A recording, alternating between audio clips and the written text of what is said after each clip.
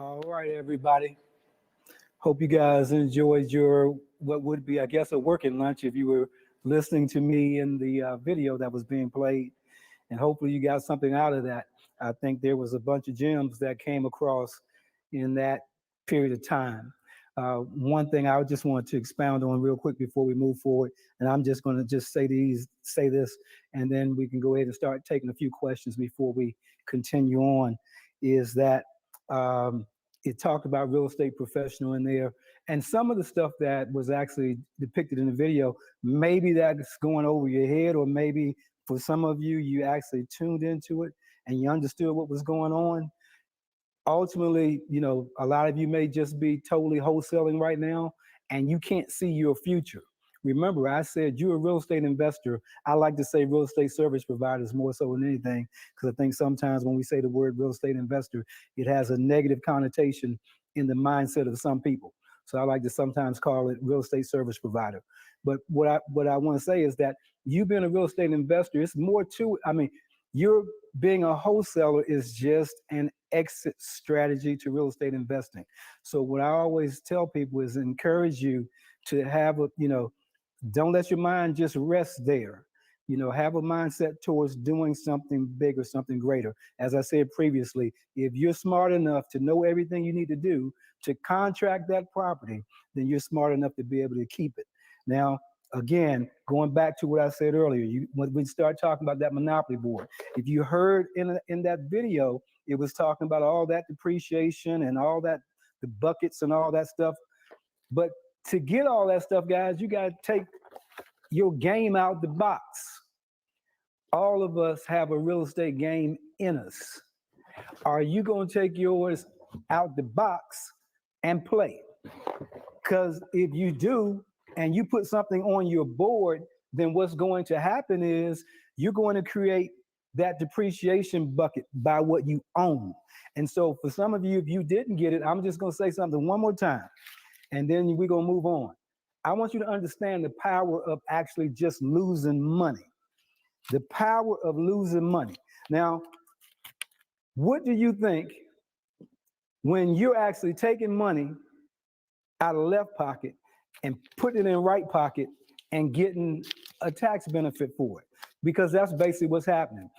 Guys, understand the power of that depreciation that was being talked about. When you have depreciation, what actually happens, guys, is you're actually showing losses while you're making money. Okay? You're showing losses while you're making money. And in that illustration that we were talking about, or that was being spoken of in the video, I said that if you only made $200 a month from your rental property, all right, $200 a month cash flow between your mortgage and what you actually are renting for, that's $2,400 a year. Okay?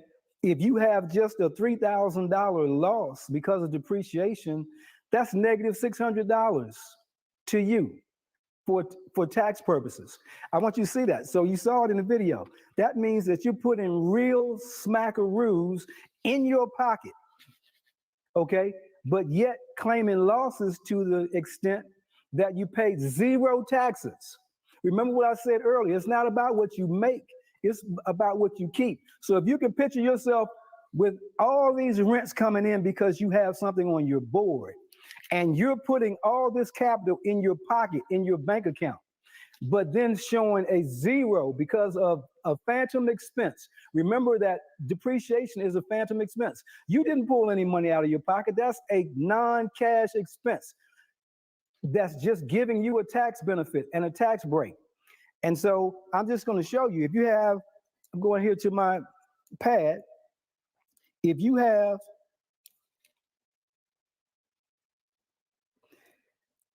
a depreciation bucket with $200,000 in it, and if you didn't catch it in the video, you go out and wholesale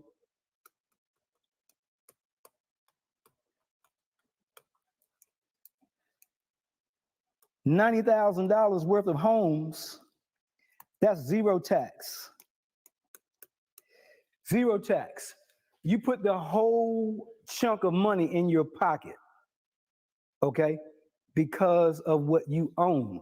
Remember, the wealth building component of real estate comes from what you own. That's not to say you can't get wealthy wholesaling properties.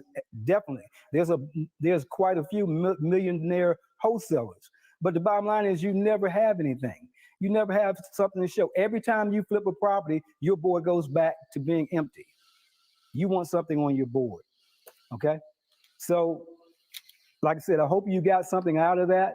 We're going to talk about some other things dealing with LLCs. I'm going to give you an opportunity. Once I finish just this last little bit on the LLC part of the presentation, I'm going to give you an opportunity. So if you have your questions prepared, you can go ahead and get ready to start submitting your questions. But what I want to do is go through, we talked about on the LLC, we talked about the signature, okay? So we talked about getting a signature on it, all right? And we also, the next thing we want to do is we want to talk about paying ourselves. How do we pay ourselves out of that LLC, all right? And so basically, guys, the way you pay yourself, you set up, and you don't have to do payroll for your LLC. You don't have to have payroll. You just do a draw, and you do a draw by actually just writing yourself a check or transfer money from your LLC. You want to make sure you keep books that it was a member draw or payment to member. Remember, that's a flow-through entity. The money flows down to you anyway. So what does that look like? Basically, if you're an LLC set up and you're not an S corporation, then what happens is, all right, money flows through your LLC, it comes to you as personal income, and all of that money is subject to self-employment tax, okay? Everything you earn is subject to self-employment tax unless it's passive income, which would mean that if that money coming to you was actually from rental properties, then that's passive income. Okay, so you don't have to pay self-employment tax on passive income. All right. All right. S corporation. If you're electing to be taxed as an S corporation out of your LLC, remember what we said earlier. You're going to pay yourself a reasonable salary. All right. And you're going to define reasonable salary as basically what other individuals in your community are making. Okay, so if you say that the average wholesaler or the average investor in my network makes about $26,000–$30,000 a year, and you know how much money you actually gross in a year, then you're going to pay yourself what you deem as being reasonable. The rest of it, you're going to pay yourself as a dividend, which is not subject to self-employment tax. All right. Remember, self-employment tax is 15.3%. Distributions are not subject to self-employment tax. Now, you have to remember as well when you're doing an LLC tax as an S corporation is that do not try to minimize the compensation to try to just pay yourself all in distributions. It has to be a reasonable salary, okay? And you have to be able to justify what you've done. All right, so don't go out here and make $100,000, pay yourself, $1,000 and think you're gonna get away with that. It's not gonna work. All right, so it must be a reasonable salary. Got to have, and for the S corporation, it's got to be established by payroll. All right, so you're going to set up payroll. Now, if you don't want to keep payroll records because it's just you and maybe a spouse or maybe just you, and you don't want to have to keep doing quarterly tax reports and whatever, one of the things that you actually can do is you can pay yourself everything dividends. This is a nugget for you if you want. This is going to save you some time and money. All right. You pay yourself dividends throughout the year. All right. Then come December, what you do is you evaluate how much money you have actually paid.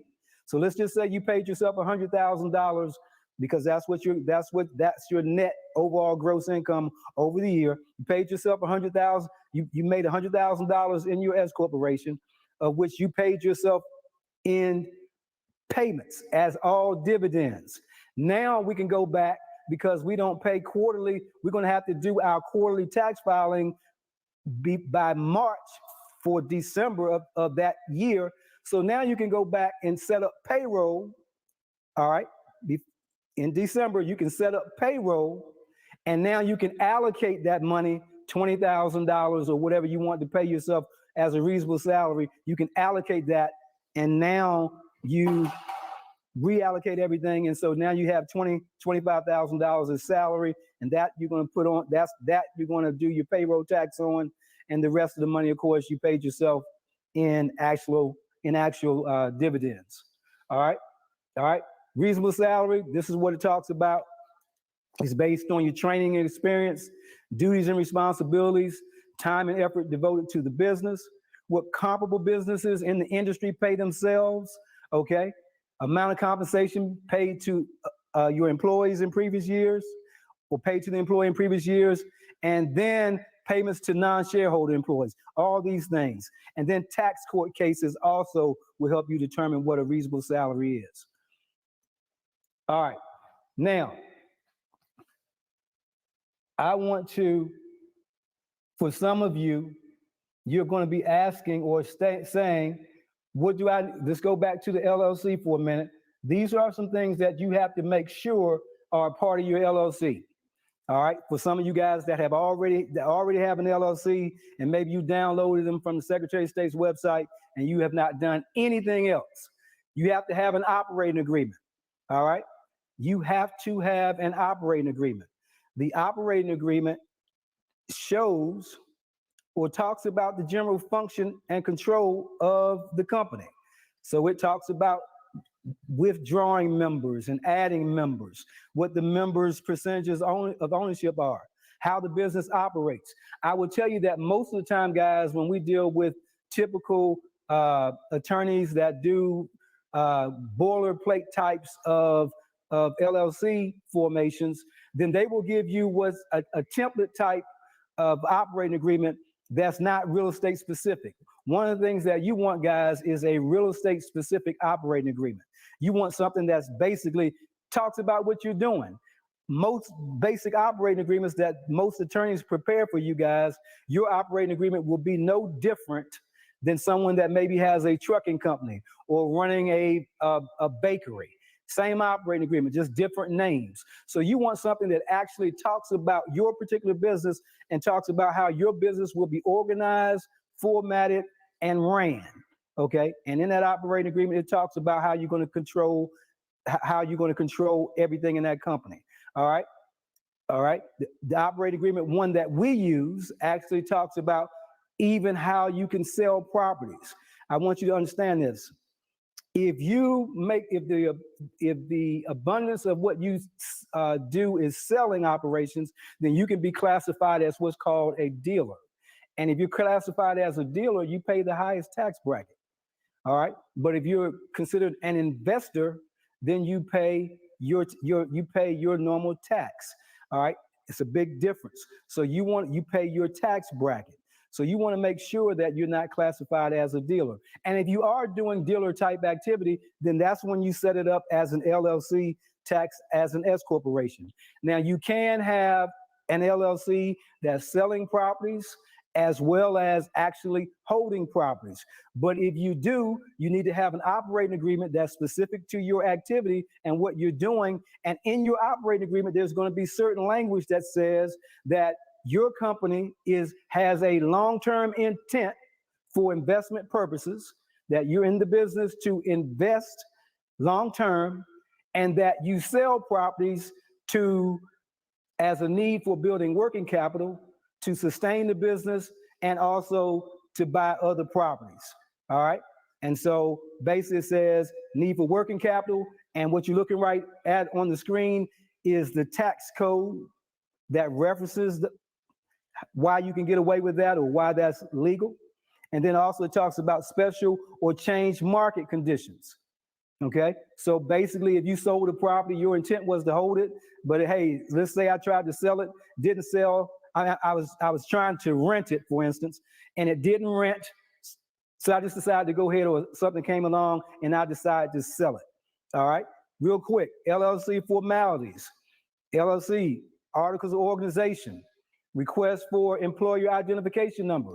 That's what you're going to do. You're going to have your operating agreement. Meeting minutes. You have to meet, guys. You have to meet. Even if you're the only person in your LLC, you still want to document the fact that you had a meeting. You know, so your meeting might go like so.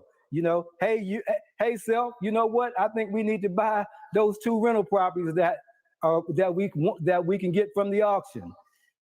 You know what, self? I think we really ought to do that. How much are we going to have to spend? Well, right now the bid is $50,000, and I think that's probably what we can get them. Probably between that and 60,000. And now you have resolved, you're going to write up meeting minutes that you resolved that you were going to purchase 2 foreclosed properties, and you put that in your file. That may sound stupid, guys, but companies have meetings.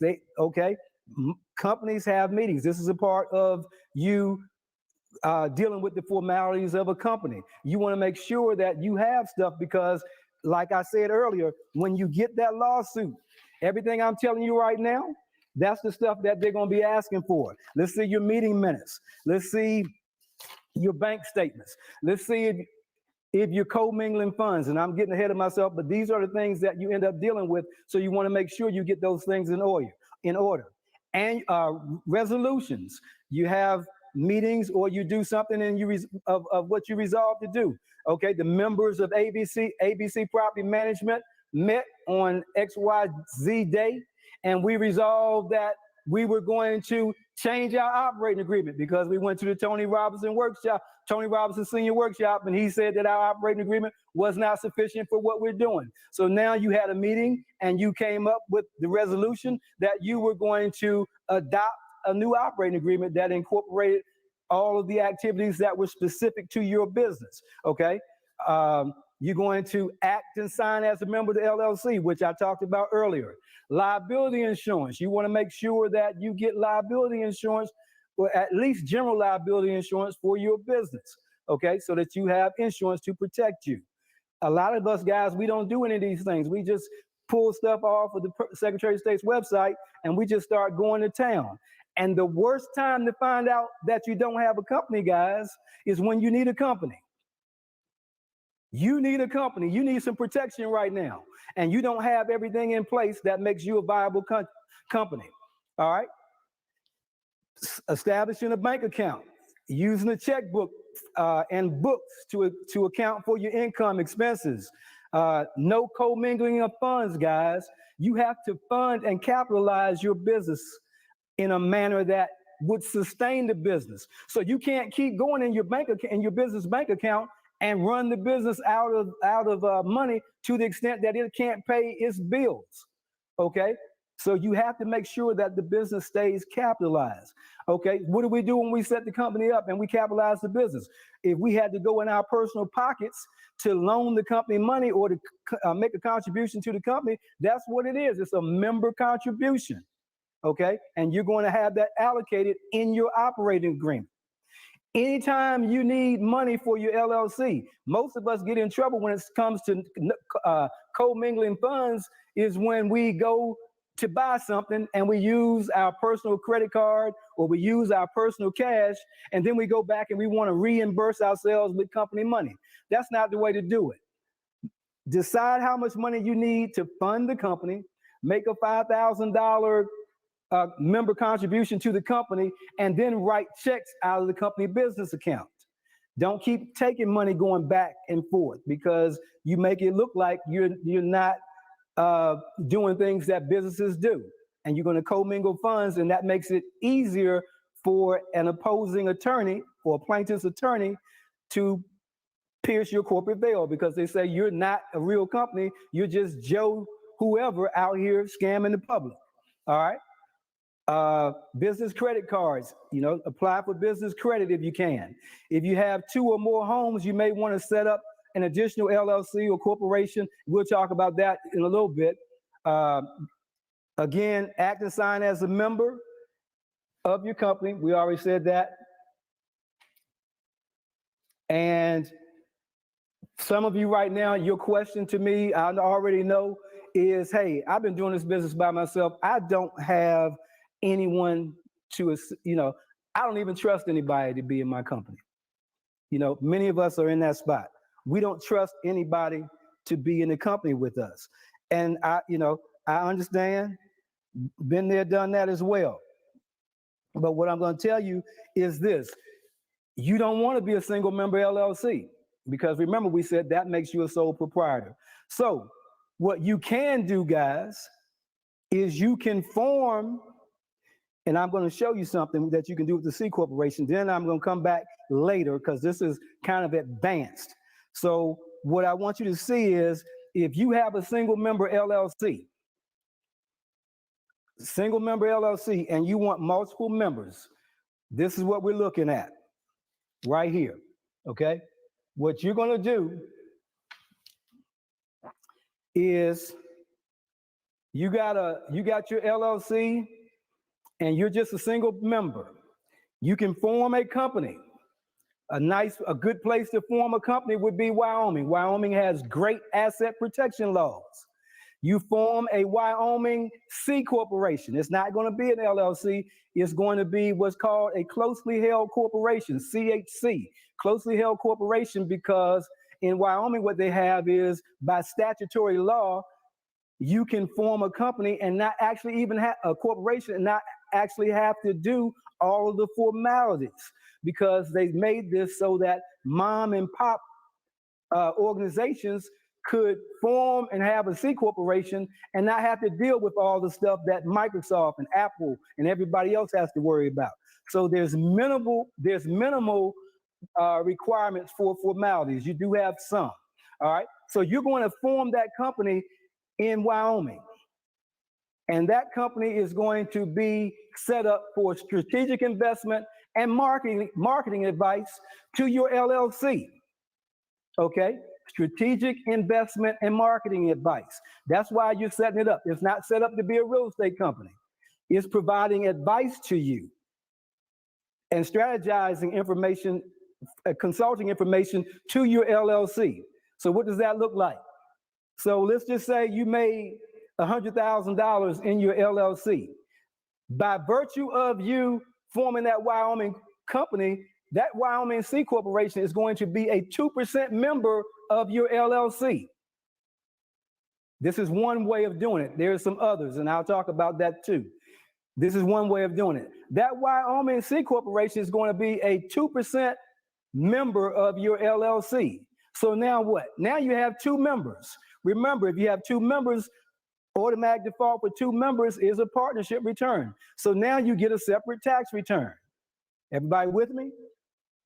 Now, that LLC made $100,000 worth of earnings, but we have to pay that Wyoming C Corporation for the strategic investment and marketing advice that they're doing for us. So let's just say what we're going to do with them is we're going to give them a guaranteed payment. And we're going to make that guaranteed payment based on the amount of money we need to assist us with some things that I'm getting ready to show you right now. All right? So you're going to pay $30,000 to your Wyoming C Corporation from your LLC. Guaranteed payment. Y'all pay attention to this. This is sweet. You're going to pay $30,000 to your Wyoming C Corporation. That's going to reduce your gross profit in the LLC to $70,000 now. All right? Now, this is going to be worth the price of admission right here for most of you. Okay? Because one, I just told you how you can add another partner to your company so that you can be a partnership LLC and have a partnership return, okay? Which is going to give you tremendous tax benefits. All right? The other thing that many of us are concerned about as investors is we're trying to figure out, okay, well, if I'm a sole proprietor or if I'm an entrepreneur, how do I set up for insurance? And what do I do about a 401k or a retirement plan? I'm going to answer that for you right now. So that Wyoming C Corporation, you're going to be the only employee of that corporation. If you have a spouse, then both of you will be the employees of that corporation. And so what you're going to do is you're going to pay yourself a small salary.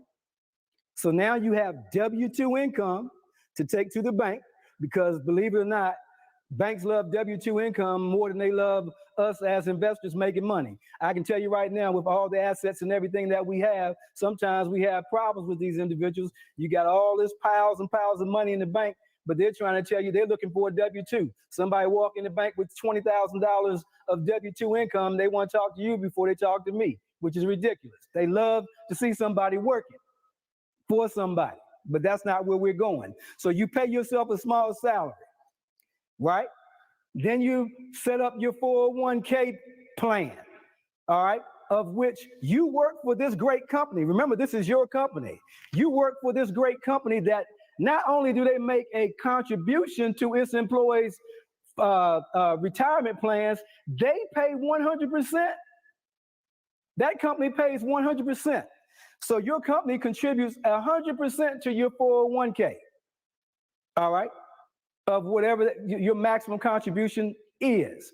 Then you can set up a self-employment pension plan, of which, depending on your age bracket and whatever, you can donate, you can contribute up to $56,000 in some self-employment pension plans. Solo 401ks, you can do more than that. So you're setting that up through your company, and your company is paying that on your behalf. Then you set up a health savings account because you're trying to figure out how you have insurance. So now your company is paying for your insurance plan. Everybody follow me? Now I want you guys to understand something. The only thing you're doing, guys, don't get all excited. Put it back on me, Dave. Only thing you're doing, you took money out of left pocket, put it in right pocket, got a tax expense for it in left pocket, and totally benefited from it in right pocket. And then by the time, if you go back to the slide, by the time everything is said and done, you're going to have a minimal amount of money left in that C corporation that you're not going to have any tax on that money at all. Y'all send me my check. Send me an offering on that one, okay? And you send me my darn offering. Baby, don't let me know when they send the offering. They ain't make no donations. Now, it gets sweeter than that. Because with this corporation, you got other benefits. And I want you to figure this one up real quick. Tax-free home rental. I talked about that. No more than 14 days. So you can actually, for business purposes, what you're going to do is you're going to take your personal residence, not a rental property, your personal residence. You're going to take your personal residence and you're going to rent or lease your personal residence out to your company for the purpose of having a business meeting or convention. Okay? Now, what does that look like, Tony? Well, you're going to go to one of your local hotels or convention centers. You go in there and you find out what they would charge if you were to have a meeting. Okay, if you were to hold a meeting Saturday and Sunday or whatever it is, and on that Saturday and Sunday, you're going to require AV, refreshments, whatever you need for your meeting space, projectors, all the good stuff that you're going to need for your meeting, and get them to give you a quote for it. Let's just say they tell you, based on what you want, is $1,500 a day. So you're renting the leasing space for $1,500, and you have your quote from them. And so let's just say we do $1,500 times 14, that's $21,000. $21,000 that you just actually paid yourself, because you're going to use that meeting space. Maybe for 14 days, you use that meeting space 7 times, 2 days each, okay, for meetings. All right, and your company, your C corporation, is going to write a check to you personally, and you pay not one dime of taxes on that money. Not one dime of taxes. Anybody out there think that's good? Not a dime of taxes on the money. So what I'm trying to tell you is, guys, and for those of you that got something, want to know about that, basically, IRC code 280A-G. You can write that down and look it up. IRC code 280AG says that you do not have to pay money on that income earned for 14 days or less. So you just put $21,000 in your pocket in that case, reduce the income in that C corporation, paid yourself the money, and pay no taxes on it.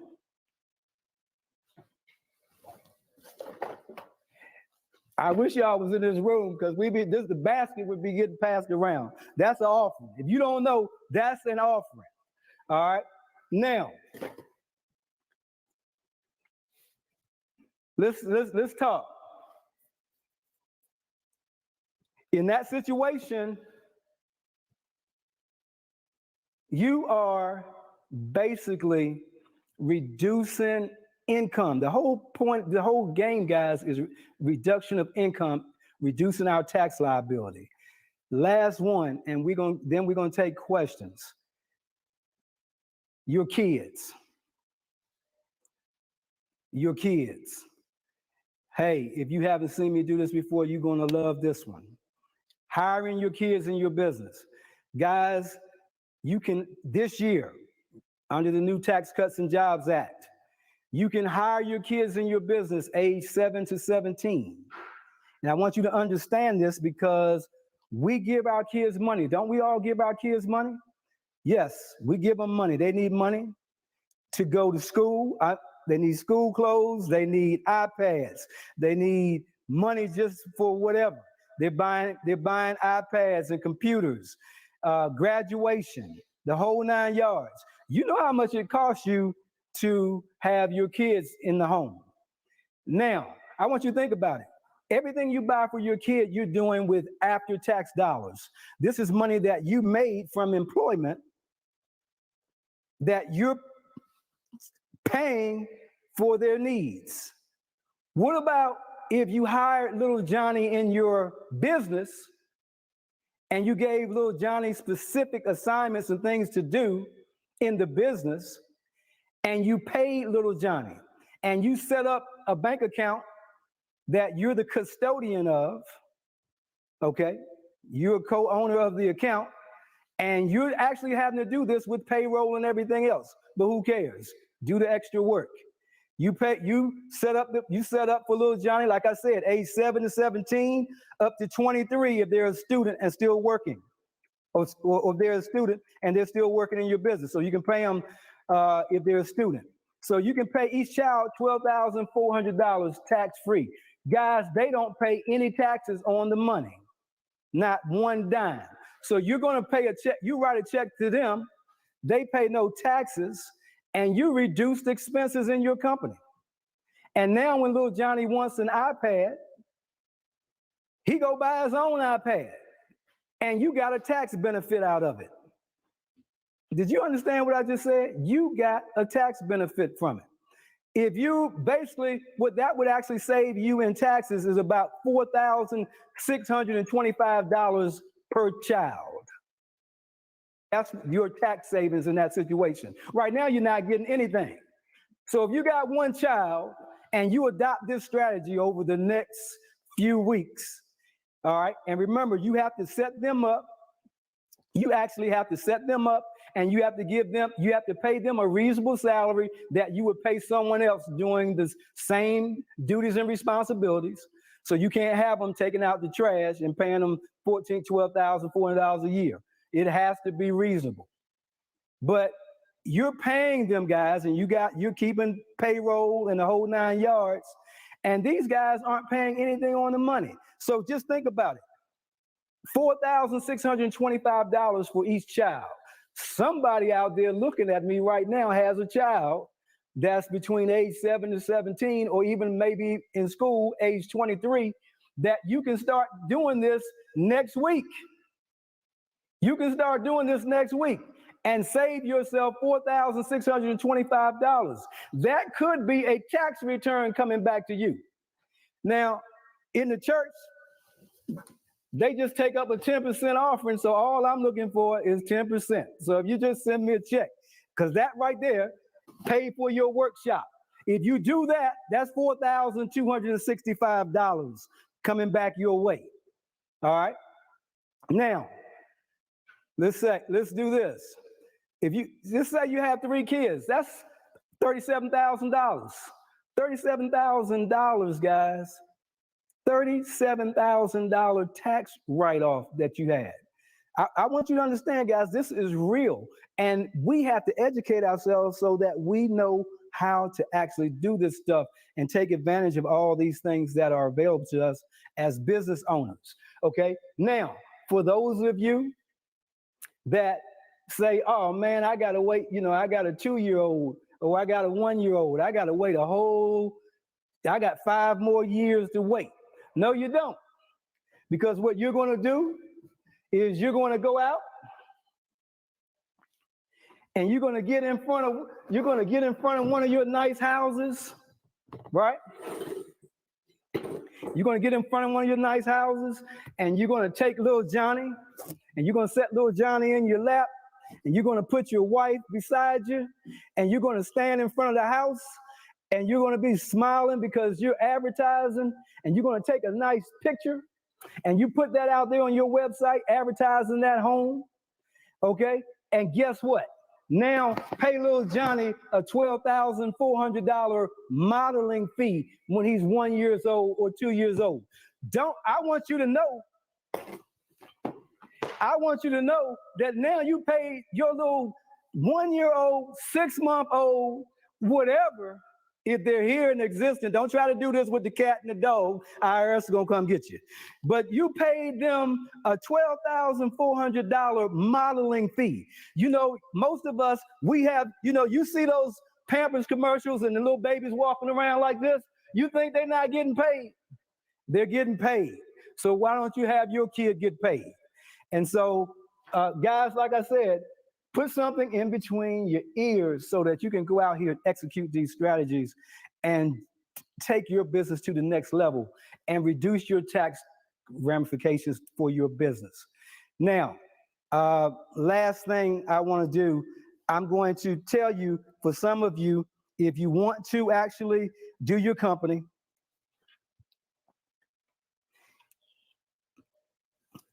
I'm going to show you another way of doing it that actually helps you stay off public record. Because most of the time we know, guys, I want to go back to and make one statement. If you have, I talked about earlier, member-managed LLCs and manager-managed LLCs. If you are a member-managed LLCs, most states require the members to sign off on the documentation, on the documentation for annual renewal of your LLC, and on the formation documents. You may get by with it for the first year that you put somebody else out there on public record, a nominee or whatever. But in the successive years, you have to actually put your names on public record. And we're trying to maintain a level of anonymity. Remember, we don't want everybody we definitely don't want our tenants going out here trying to figure out who owns this rental property, and they're smart enough to Google Secretary of State's website and see who the actual owners are. And they want to come and start talking to you. And so a manager-managed LLC requires just the name of the manager on the LLC formation documents, as well as the annual LLC reports to the Secretary of State, the manager. So what can we do about that? We can actually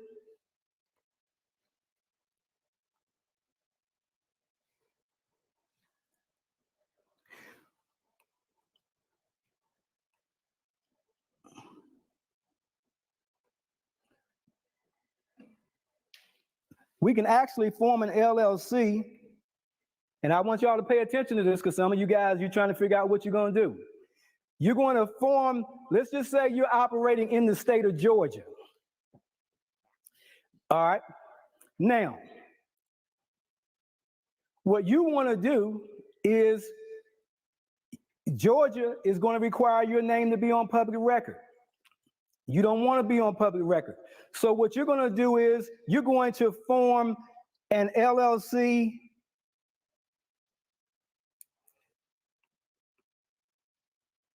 in Wyoming, because Wyoming has good entity structure and asset protection laws. So you're going to form an LLC in Wyoming. All right.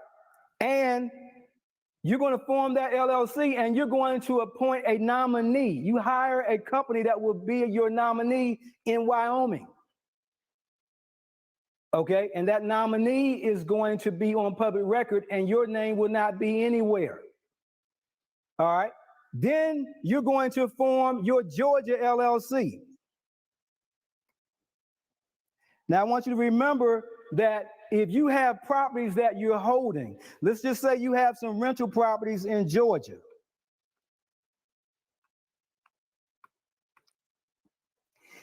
You can't form an LLC in Wyoming with rental properties in Georgia because if something happens, you're going to have a problem. Because for that LLC, those rental properties in Georgia are actually operating in Georgia, and therefore you would have to have a Georgia LLC, or you would have to file as a foreign entity in Georgia, which means that now you're paying money for Wyoming and you're paying money for Georgia. Everybody with me? And you don't want to have this problem, because now if something happens and one of your tenants wants to sue you, your LLC may not hold up because you're not operating. You don't have a company operating in Georgia. You're not authorized to operate in Georgia or conduct business as a company in Georgia. So you form that Wyoming LLC, and now what you're going to do is you're going to now form your Georgia LLC. And what you're going to do is you're going to have that Wyoming LLC be the managing member.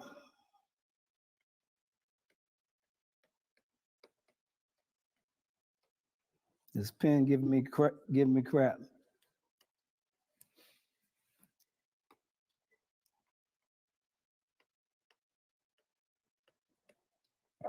All right, so the Wyoming LLC is going to be the managing member.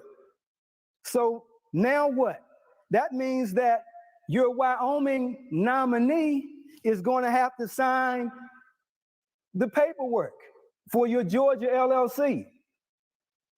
And guess what? Your name isn't on public record. And you've established your company. And if anybody wants to go look for you, they're going to find that that company is owned by a Wyoming LLC. Everybody follow me? That's another way of forming your company. Another way of getting around this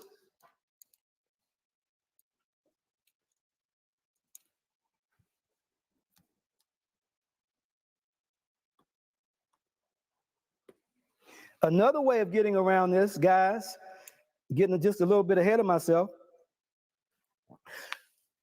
and we're going to be getting into this here shortly. If you form, come on, pen.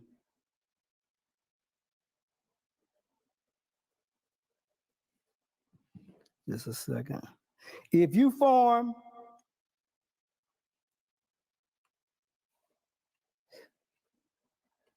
a trust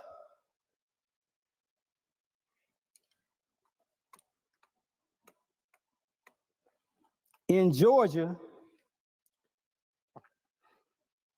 and we're going to call this a land trust, and that land trust has a property in it in Georgia, you can have your Wyoming LLC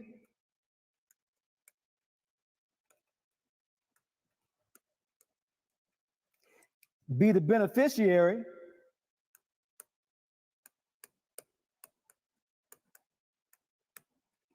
and guess what? You have full asset protection because now that Georgia trust that Georgia Land Trust is operating in Georgia and is not required to be registered with the state. Did y'all just hear what I said?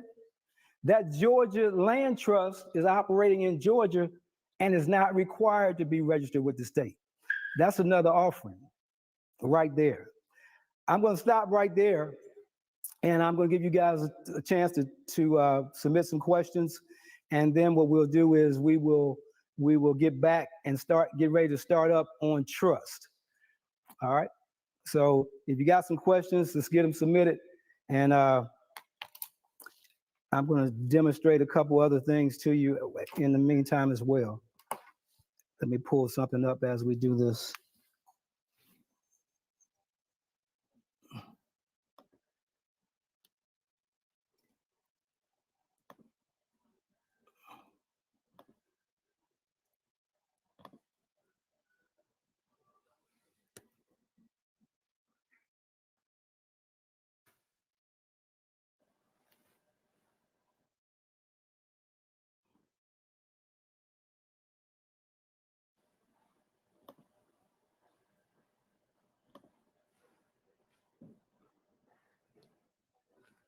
Can I see that, Dave?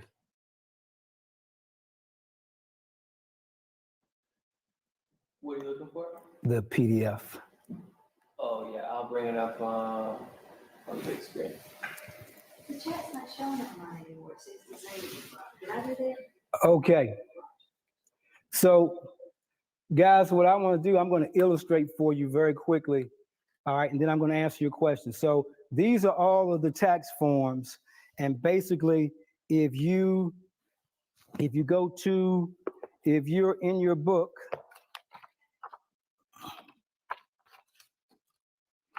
and let's start, if you go to your book on page 15, so everybody have their books. If you go to page 15, you're going to see all of the different tax forms. And this is what we basically talked about, and I illustrated these forms this morning. So first one, if we go to, and we're looking at, if we do a form 1040, then you know that's your personal tax return. Everybody's familiar with form 1040. So if you see your form 1040, that's your return, okay? So you're able to see all of your information there, all right? The next thing on form 1040, just so you can see and at least be familiarized with it, is if you operate a business, which I told you is crazy. If you operate a business as a sole proprietor, then you're going to have this Schedule C, profit or loss from business. This is where you do not want to be, okay? If you have an LLC that's treated as a disregarded entity because you don't have multiple members, then you're in this same spot. So if you're in this spot, then basically what you have is you're reporting all your income and expenses from your business here. So if you look down there, you can see advertising in part 2, block 8, okay? Advertising expenses, car and truck expenses, vehicles and machinery and equipment. So in this case right here, $10,000 worth of travel. So I want you to look at this tax return that I'm illustrating to you. In this tax return, this guy claims an income he made, and you see at the top it says Joe Ignorant doing business as Joe's Landscaping. And I said Joe Ignorant doing business as Joe's Landscaping. IRS just loves Joe Ignorant. So you see he claimed $10,000 in income because he's doing all cash receipt. He don't take no checks. All he wants to do is be paid in cash, so he doesn't have to report. And then he wrote off $43,000 in expenses, all right? Travel, fuel mileage, and all this other stuff. Don't you think the IRS wants to visit Joe Ignorant? And so this is where you do not want to be. And if you run your company like this, you're going to be in the pile with all the rest of the Joe Ignorance, okay? You're going to be in the pile sitting there with all the rest of the Joe Ignorance. You then have, if you have rental properties and you don't have a company, then your rental properties will be on Schedule E. Again, one of the most frequently audited tax forms. So if you're on Schedule E, it's going to list all of your rental properties. Okay, it's going to show the expenses. So you see property A, B, and C, and then you can see the rents received. All right, and plus all the expenses. All right, so that's what you're reporting to the IRS. But it's all together inside your Form 1040 or your personal tax filing. All right, if you have a business, you're going to have this partnership return. That partnership return is that separate return for your business. All right, and in that return, and you guys can see these, if you're walking through with me, you can actually see them in your book as well. Right now, this is on page 20 of your book. So you'll see your partnership return. So if you look at your partnership return, then basically you can see the income and the expenses of the partnership. All right. Now, what we need to know in the partnership, if you had rental properties, there's another form. It kind of looks like that Schedule E form, but it's called a Form 8825, rental real estate income and expense of a partnership or an S corporation. So all of your properties are listed here. It looks almost the same as the Schedule E, but it's your partnership return. I want to point out one thing real quick to you guys. I just want to make a point to you, and I want you to get this, all right? Make sure, I'm going to go back to that form, and I want you to look at the income part. Pay close attention to it. It's important, because I want you to see what this business will do for you. And that's why you want to have this separate return, so that you have your business is operating as a business. And someone that's looking at your business is looking at it from the business side of the IRS, not sitting there with your personal return in their hand. All right, so let's look at what I'm talking about. So if you look at the gross rents, look on line 2. It tells you the gross rents, how much each one of those properties made. Y'all see that? Line 2, gross rents. And then it has all the expenses. You got expenses for auto and travel, insurance, interest. That's your interest expense from your mortgages, your repairs, your taxes that you paid on line 11, depreciation. Look at depreciation on line 14. You see what depreciation is? In $8,984 in depreciation, $9,106 in depreciation, on and so forth. I want you to look down. So we're going to keep scrolling because I want you to see this, because this stuff right here is good stuff. So when you look down there, if you look on line 18, out of all, it says that you made $59,651 on 4 properties. $59,651 of rental income. Sounds good, right? But if you look at line 18B, it says that you spent $57,476 was expenses. So when you look at it from that perspective, what happens is you only made, on line 21, it says that you made $2,175, $2,175. Now I know what most of you guys are thinking. I know what you guys are thinking. You said, well, daggone, he made almost $60,000, but basically he's showing on his tax return that he only made $2,175. That's some junk right there. 4 properties, he didn't make no money. I know some of you are saying that. So what you want to do, though, I want you to go back up. We're going to go back up to line 14. And if you add line 14 all back up, that's about 18,000, 20,000. So you got about $23,000 that you actually made, because you have to add that back in there. Remember, I told you depreciation is a phantom expense. It's not real. Did y'all follow that?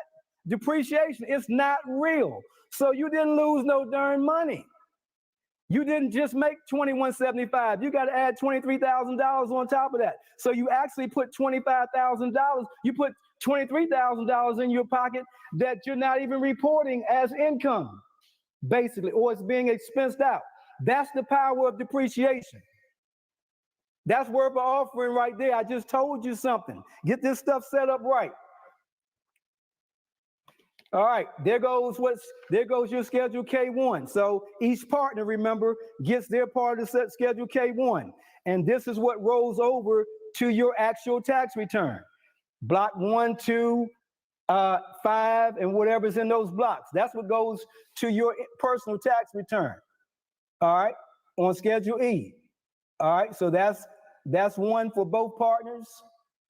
All right, and there we go. Now, I will go ahead and start taking some of your questions and get those answered. I want to know if anybody got anything out of that part, because that's worth the business right there. I'm trying to tell you, that is worth the business.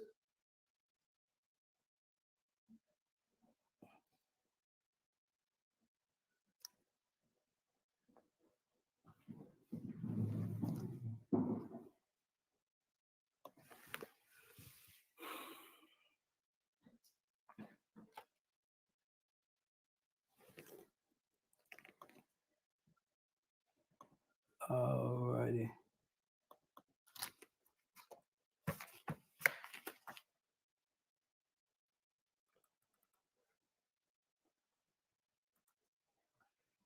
It's not one to go back to my.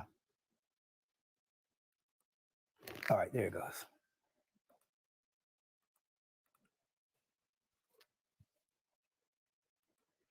Okay, we'll just go ahead and take questions here. So first question says, as an S corporation, will our CPA use the Form 1120S, which includes the K1? Absolutely, they will. They will use the K1 with your 1120 form. So an LLC tax as S corporation for the left side of the board, plus an LLC tax as partnership for the right side of the board, or is there some way to do it with one LLC and a solid operating agreement? There is a way to do it with a solid operating agreement. And that is what I spoke of earlier when I said that you actually have to, when you do that, you need to make sure that you have an operating agreement that says that you're in the real estate business with investment intent, not for dealer status, and that basically your main intent is long-term hold and investment. So you get an operating agreement that specifically states that, and that says that you're selling properties in your real estate business to realize capital for the business, as well as to make purchases to build your long-term hold portfolio. All right. As a travel nurse, I make a lot more than a staff nurse. I have no kid and unmarried, so taxes are killing me. If I own rentals, can my personal nurse income benefit from the property depreciation? I also wholesale. Can a property with a residential mortgage be formed into an LLC? Okay, that's two questions. So first question, yes, your income can benefit from the property depreciation. If you own rentals, I want you to understand something. And if you looked at that video that we showed you right as we were playing during lunch, then it talked about what was called a real estate professional. You have to be a real estate professional. Now, if you're going to be a real estate professional, you have to spend at least 750 hours in your real estate activity. If you work a job, you have to spend 51% of your time, or you have to spend better than 50% of your time in the real estate activity. So what that means for you, if I can define it for you, if you're a nurse, and let's just say you work a salaried position, 40 hours a week. Well, 40 hours a week, 52 weeks a year, that's 2,080 hours. You would need to be able to show 2,081 hours in your real estate business. And you would have to, and nothing to say that you can't do that. You're going to have to spend more time in your real estate business than you do in your regular career field working job. So basically what I'm saying to you is that now, automatically, your CPA is going to tell you, I wouldn't do that because that's a red flag. Well, it could be a red flag, but just because it could be a red flag doesn't mean you have to run. What you have to do is you have to journal. You have to write. You journal your activity. How you spend more time working with your real estate. So if you work 9 to 5 each day, if you heard the video, then you get off and you work from 5 to 10 on your real estate business. You're working, doing your callbacks and leads, managing stuff. You're doing all of this stuff after hours, okay? And you can work all day Saturday and Sunday. So what you can effectively do, as long as you can come up with hours enough to where you say, if you work 5 extra hours per evening, that gives you 20 hours. 25 hours, okay? That gives you 25 hours for the week. And then you say on Saturdays and Sundays, you work 10 hours each day, okay? That gives you 45 hours. You got 40 hours working a job, 45 hours working in your real estate business. That achieved what you needed to do. But you got to document. You got to be able to prove it if the IRS audits you. I did that before. I worked from 1996 to 2004. And from 2000 to 2004 as a real estate professional. So from 2000 to 2004, I was claiming real estate professional status while I was still working, but I documented all of my time. Makes sense, and hopefully that answered your question.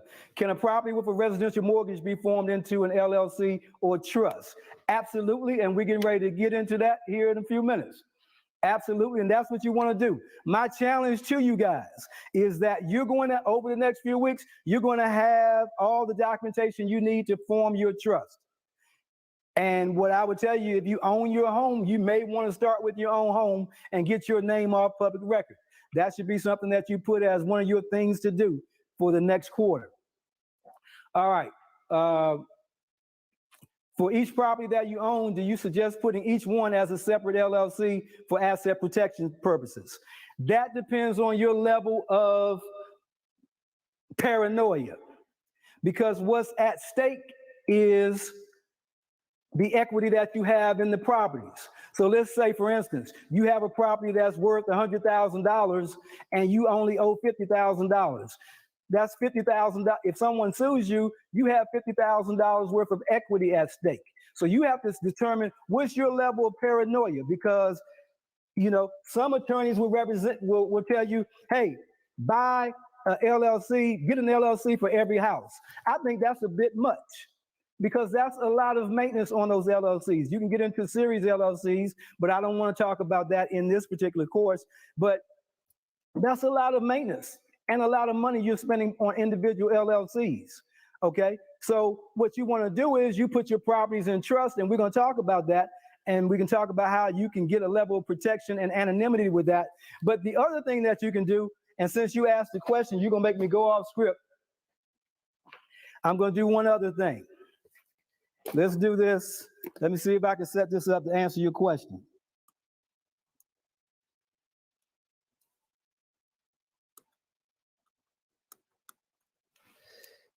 This pen keep cutting off.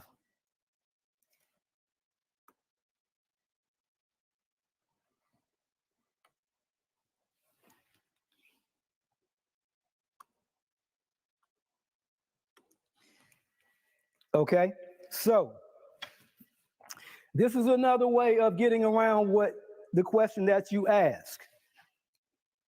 And what we're forming here, what we're going to be forming,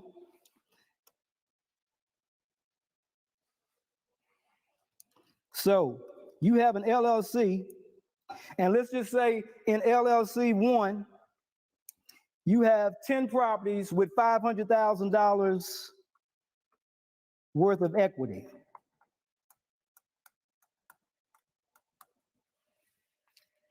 That's what's exposed. You got $500,000 at risk. You can form another LLC,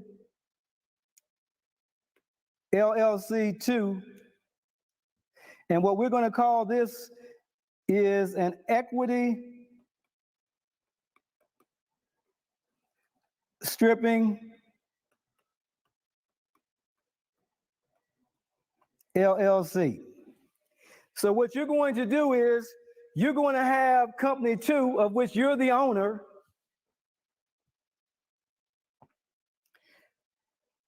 That company is going to loan you $500,000, and it's going to have a note and a deed of trust against your equity in those properties. So now what's going to, and you're going to actually make payments on that note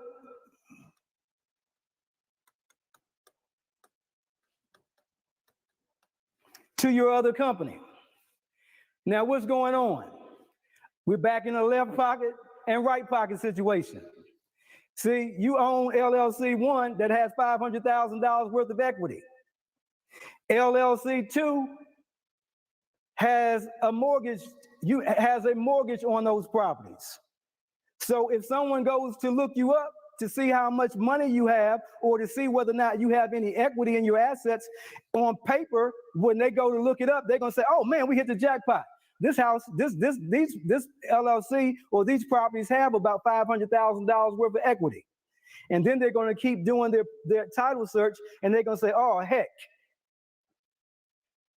they owe $500,000 on a second mortgage. There's another note against this property. So they don't have any equity in the property.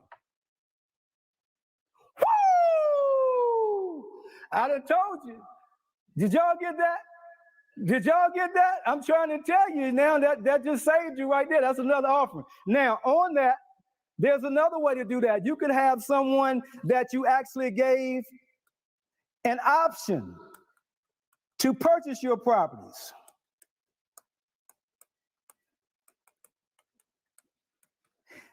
All right, so you have a friend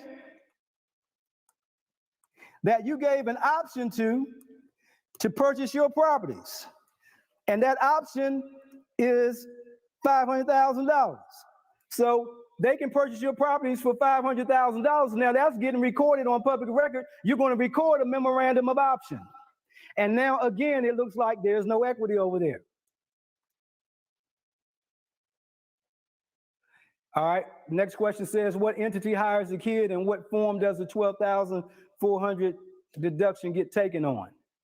Well, whatever entity you have can hire the kid. It can be your regular LLC, could be your S corporation, whatever it is, your LLC partnership. You're hiring the kids in your business. You're paying them on and having payroll for them, okay? You're paying them out of your company bank account, and you're doing all of your quarterly tax filings, just like if you hired any other employee. That's it. That's the answer. What's the best entity for someone starting as a real estate investor focusing on wholesale and buy and holds?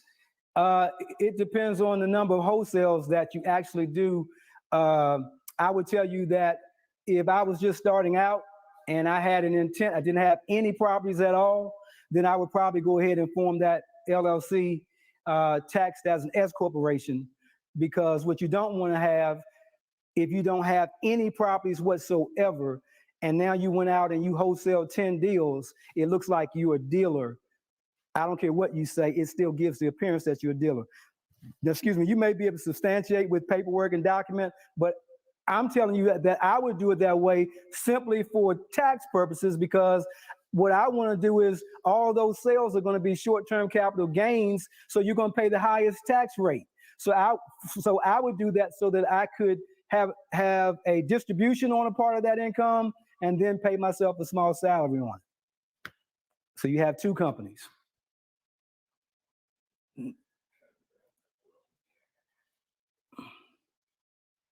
We doing all right? Everybody still good?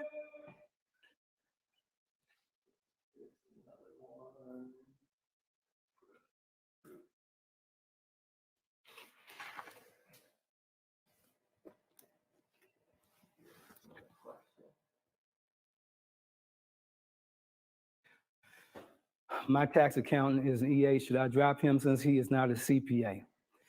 I can't tell you what to do with your tax accountant. I can say this, that most of the time after I speak, it's usually Black Monday for CPAs and attorneys on Monday morning. That's about all I can tell you. So you have to know whether or not your tax accountant is actually giving you what you need. They're actually doing your taxes and giving you good strategic tax advice. And you can, the thing I would tell you is most of us don't know what we don't know. Quick story. I don't want to get into a whole bunch of stories. I had one of my students, this was several years ago.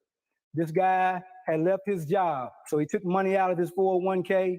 He already had like 7 rental properties. And basically what he was doing was he had quit his job to go ahead and go into real estate full time because he was doing pretty good. First year that he had to file taxes, he came to see me one-on-one for his one-on-one coaching consultation with me.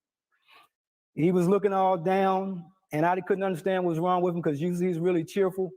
And so I was like, "What's going on, man?" He said, "Man, I'm down." He said, "I had to pay it." He said, "I had to write it." He said, "I had to pay taxes for last year, and I had to pay $19,000 to the IRS and $12,000 to the state of North Carolina." And I was like, "You had to pay taxes?" He said, "Yeah. What my CPA told me was, because when I left the company, I took a buyout, so that I got paid a lot of money, and he made upwards of 6 figures.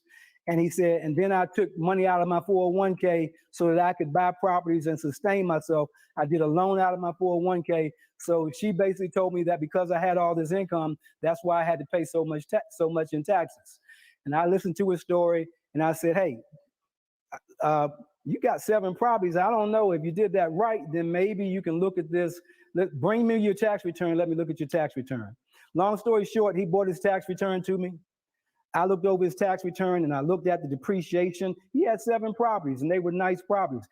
Just a couple of those properties were $200,000 plus properties. So I said, "Hey, if they set this up right and did certain things, I think you ought to be getting a tax return." So he called the CPA, told him what I said. They said that was junk, but they could, if he wanted to bring it back in, they were going to charge him to do an amendment of the return, review of the return. I happened to know the CPA, and I kind of got involved and told him, "You better not mess with him because I'll put you on blast, because you ain't doing right, because you should have done this yourself." And so basically he went back to the CPA, and she was recommending that he do an amendment next year. So he called me back and said, "Tony, she's recommending that I do an amendment on my taxes next year because she doesn't want to raise a red flag." I said, red flag? If you're getting a return, that's your money. Do you want the IRS to have your money?" So I said, "You do what you want to because I can't tell you what to do. But if it were me, I would tell her to file my return." So anyway, she went back. He had her go back and redo the return based on what I said. He got he went from paying $19,000 to the federal and got a $32,000 return. Did y'all hear what I just said? He got $32,000 back and about $6,000 back from the state of North Carolina. I told y'all, ain't nobody bad like me now. I done told you. That's a real story. I'm not making it up. All right. So again, it goes back to, guys, working with people. You have at least enough knowledge to actually be able to talk to somebody and in a manner that makes sense, that you can tell them that I'm here to supervise you. I'm not just letting you do my stuff. I'm gonna have a role in this. You're not just gonna tell me anything because I know a little something. Next question: how do we be more bankable with such low net income? Truth be told, you're looking like you're looking broke on paper, and oftentimes because of the way we do this business structure. But most bankers that work with businesses are astute enough to know that they're going to go back in because there's something called earnings before interest, depreciation, taxes, and insurance, EBITDA. And so most of these people know, without me getting all deep, they're going to go back in and add back that depreciation and all that stuff and know that you're truly making money in your business. So you still will be profitable. What are some questions that I can ask to interview CPAs and attorneys? All right. And so, and we're gonna get them moving after. I'm answer one more during this period, and then we're gonna get them moving. I actually have, for my students that are coaching with me, we actually have an interview checklist that I have prepared for them. When they go see their CPA, they are interviewing these people. I told you guys, we interview people. I don't go nowhere and you just get my business. You know, so many times, guys, whether we're going in the bank, whether we're going to a real estate attorney or CPA, we just go in like we just, you know, most of us, when we go see the bank, when we go in the bank, we're sitting here like this. We almost up underneath the table because we're scared. Our credit's bad. Oh man, they're gonna see I got bad credit. The more you think about what you do, the lower you get. Okay, can't even see you. The man sitting behind the desk can't even see you. So it's almost like you're groveling. You know, you're groveling. You ain't groveling. You know, you ain't groveling. You're trying to bring some business. And so we got to stop having that limited mindset. We got to go places with some, with some authority. Like I'm supposed to be in here. I ain't coming here for you I ain't coming here to beg you for money. I came in here because you need my business. So that's a whole different mentality. And so when my people walk in to see folks, we walking in like this. I'm standing almost on your chair. Hey, my name is Tony Robinson, and I'm here. I'm still standing on there. I'm standing up. I'm standing up because I'm in charge. Me and several of my investment partners, we're actually buying real estate in this area. We're looking to buy 10, 15 properties a month, and we actually have been doing that. And we're looking to find a financial partner to help us in this endeavor. So basically, we're here just interviewing local financial institutions to see who we can partner with. Do you hear what I just said? I'm telling you that I'm coming here seeing if I'm interviewing you. This ain't about what you're looking at my credit. What's your credit like? Because you want my business. We're buying 10 to 15 houses a month, and you want to give loans. So you need to be trying to work with me. Going back to your question, the question on what do I ask the CPA? I ask them a lot of questions. I ask them about stuff like this. What do you know about hiring kids? Can you explain to me how I can pay my kids in my business? I went to the Tony Robinson Senior Workshop, and he told me that I could get depreciation and have write-offs. What do you know about componentized depreciation, where I'm able to write off the value of the land, the bushes, the trees, the sidewalk, the rocks, the grass, the municipal sewer? Do you know anything about any of that stuff? And when the eyeballs start going like this, that's what I told you earlier. You shake their hand and say, have a nice day. You ain't the one. You ain't the one. All right. With all the depreciation being written off over the years, is there a negative impact during the sale of the property? Yes, there is. There's a negative impact on the sale, and that's a great question. There is a negative impact on the sale. That negative impact is that, but don't you get all focused on that.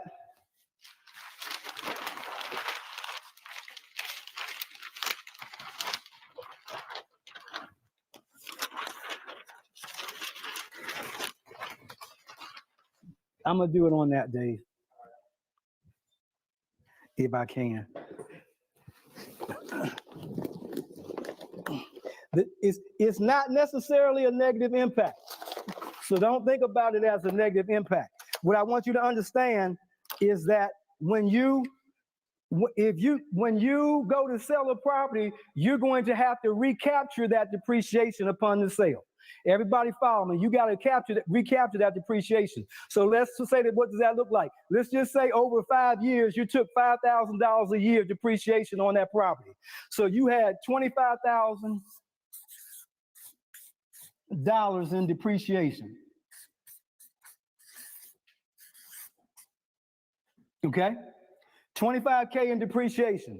What's going to happen, guys, is that you have to recapture all that depreciation back.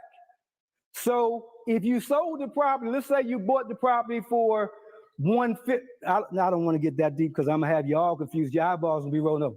But let's just say you sold the property, you bought the property for $50,000, and you sold it for $100,000. Sold for $100K, purchase it for 50. So that you know that you're thinking, I made $50,000, right?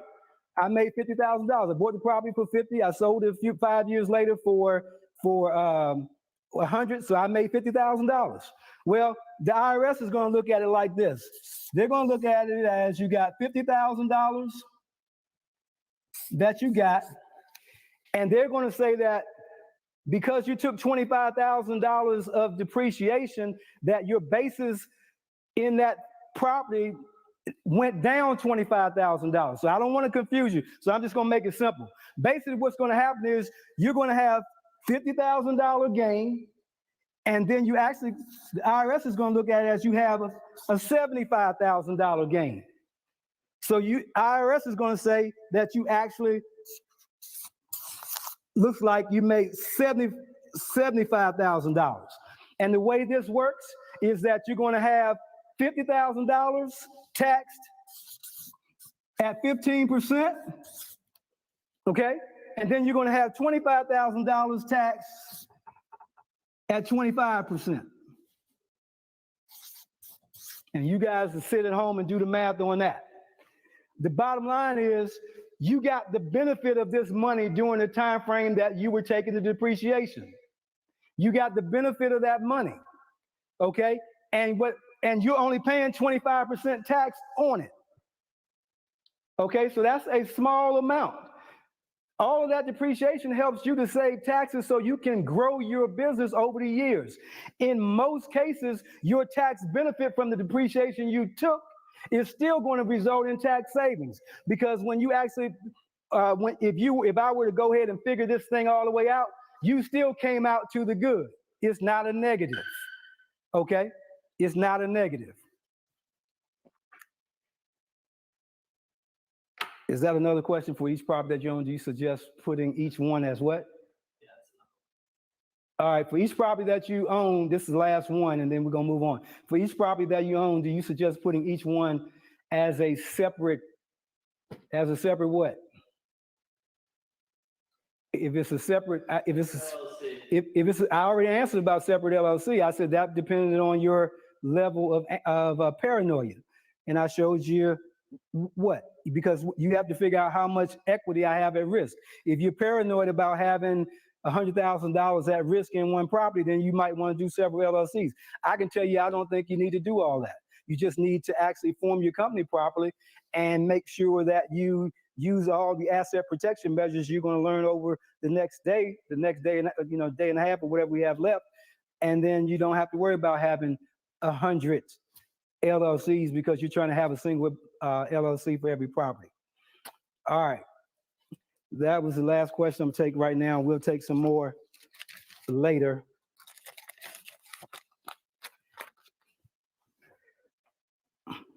Hope y'all getting something out of this, because this is the stuff that's all about the business. Now, right before we move into trust, I'm going to do one thing. All right, I want to do one thing because I want you to understand one of the primary purposes and reasons why we are actually here. So let me see if I can get the screen set up real quick, and we'll go from there.